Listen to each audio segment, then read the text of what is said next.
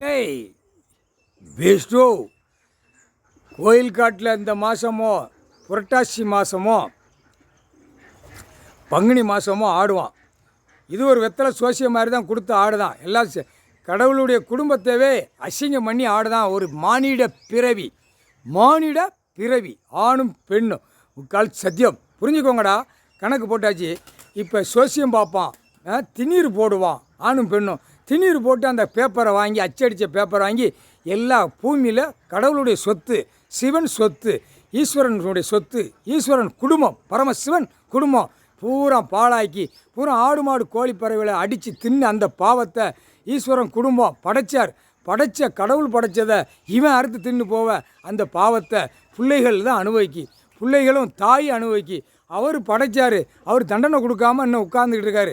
அவருடைய கணக்கு அதுதான். இந்த ஜென்மத்தில் வெத்தலை சோசியம் வீட்டுகளில் ஆடுறவன் பாடுறவன் எல்லாம் அனைத்தும் இப்போ உலர விடுவார், தளர விடுவார். அந்த பாவம் உயிர் பலியை பூராமே நுப்பாட்டி ஆகணும். அப்போ உயிர் பலியை சேர்த்து கணக்கு என்ன பண்ணுதான்? அப்போ நீதிமன்றமாக நடத்துகிறோம் பூரா பாவத்தை செய்யுங்கடா நாங்கள் உட்காந்து வாசிக்கோம்னு நீதிமன்றம் டெல்லி டு தமிழ்நாடு, தமிழ்நாடு டு டெல்லி வரைக்கும் வாசிக்கான்.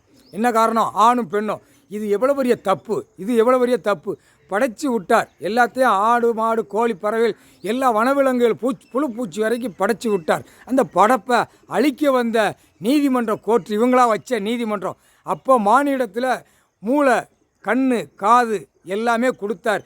இது தப்பு செய்யக்கூடாது, தப்பு செஞ்சவனுக்கு உடனே ஸ்பாட்டில் தண்டனை கொடுக்கணும். அதுக்குத்தான் நாக்கு வாக்கில் அந்த எலுமிச்சம்பழம் கனியை எரிதார். நாக்கு வராது, நாக்கு உள்ளே இழுத்து போவோம். தப்பு செஞ்சு வீட்டில் போய் சாப்பிட்டு மல்லாக்க படுக்கலாம், குப்புற படுக்கலாம், ஓட்டலாம், ஆட்டலாம்ங்கிற கணக்கு முடியாது. இப்போ ஒட்டம்ப ஆணும் பெண்ணும் அப்படியே அலற விடுவார். ரெக்கைட்ட பறவைகள் அடித்தா சோழி முடிய போகுதுன்னு அர்த்தம். முக்கால் சத்தியம் புரிஞ்சிக்கோ.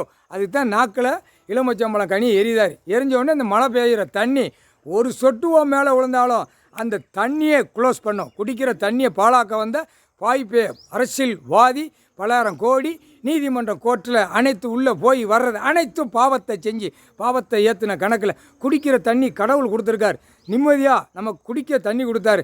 அந்த நினச்சானா ஆணும் பெண்ணும் உலக நாடு, தாய்ந்தியா நாடு, தமிழ்நாடு சாப்பாட்டு உணவு சுத்தமாக கொடுத்தாரு. அதை நினைக்கல. அப்போ அடி வாங்கி நீயே உளறு தளறு அறுக்க விட்டுருவார். ஆஸ்பத்திரிக்கு ஆட்டோமேட்டிக்காக போகும்டா. இப்போ இந்த நாக்கு வாக்கு என்ன கணக்கு தெரியுமா?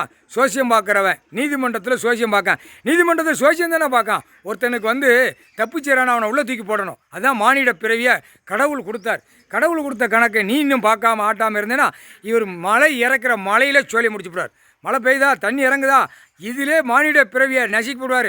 இங்கே ஏற்கனவே தமிழ் வார்த்தை பேசுகிறவன் விருதுநகர் மாவட்டத்தில் ஆஹா ஓஹோ கைலாசத்துலேருந்து ஆஹா ஓஹோ காலரண்டையும் தோளில் தூக்கி போட்டு ஒன்றுமே நடக்கலைன்னு ஒன்று வாயை விட்டு குழல் ஊதி கொட்டு மேலே அடிக்கான். கணக்கு ஏற்றுதார், அடிப்பார். இவர் ஏட்டு பார்க்காரு. இந்த கணக்கு திரைலோகத்தில் விட்ட கணக்கை பிரட்டி பார்ப்பார். அந்த நேரம் அடிப்பார். முக்கால் சேத்தியம் கடவுள்ரா. இல்லை முட்டா பேலை காமுட்டா சொறி மண்ட பயலா முக்கால் சத்தியம். இல்லை இப்போ நாக்கு வாக்கை கொடுத்து நாக்கு வழியாக தானே கொடுக்கான். இடத்த பூமி அழிக்கணும், விவசாயத்தை அழிக்கணும், நீதிமன்றத்தில் அழிக்கணும், எல்லாத்திலையும் இவங்களா வச்ச நீதிமன்றத்தில் அழிக்கணுங்கிற வெளியில் உட்கார்ந்த கணக்கு எல்லாமே எலுமிச்சம்பழம் கனியிலே முடிச்சிடுவார். புரியுதவன் வயசான மூதாட்டி புரியுவான். எலுமிச்சம்பழம் கனியில் எந்த மானிட போய் தப்பிக்க முடியாது. புரியுதா? அப்படிமா இவர்கிட்ட தப்ப முடியுமா? இவர் அப்படியே ரண வழியை எடுத்து விட்டுருவார். நீ நைட்டில் நேரம் வீட்டில் பொண்டாட்டி புள்ளியோட காலை ரெண்டை தோளில் தூக்கி போட்டு உலாவுதையில் உலாவை கூட விட மாட்டார். இதில் எரிஞ்சிட்டாருன்னா எந்திக்காது, ஓட்ட முடியாது, பெண்ணை வாங்க முடியாது, ஆட்ட முடியாது.